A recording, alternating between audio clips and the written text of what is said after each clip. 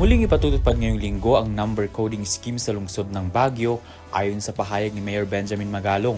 Ito ay kasunod ng ulat mula sa Traffic and Transportation Management Committee na nagsasabing bumalik na sa normal ang dami ng mga sasakyan sa mga paunahing lansangan ng lungsod. Ayon kay Mayor Magalong, layunin ng pagbabalik ng number coding scheme na mabawasan ang lumalalang trapiko at mapanatili ang kayusan sa daloy ng mga sasakyan, lalo na sa mga matataong lugar. Siguro mag-issue na ako ng executive order na na natin. Ihinto na natin yung suspension ng coding scheme for private cars. Tutuloy lang muna siguro natin yung public transport. Pero for private cars, ipapatupad uli natin yung coding system. Kasi nagkaroon kami ng initial na discussion sa aming chat group. Lumalabas doon na talagang na-aggravate yung ating itong mobility rito sa Ciudad ng Baguio.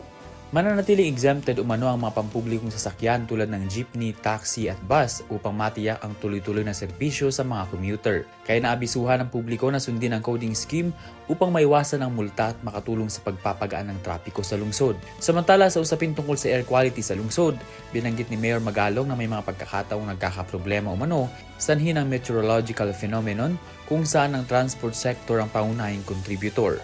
There are times na nagkakaroon tayo ng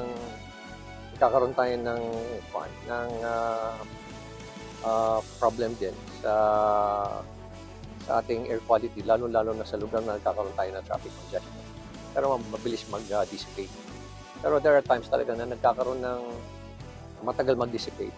Kasi nga mayroon tinatawag na meteorological phenomenon. Mayroong certain meteorological phenomenon na hindi kagad nakaka-escape ng air, especially yung mga emissions coming from our transport sector. Ven Pongsila para sa Mata ng Agila Northern Luzon, matapat.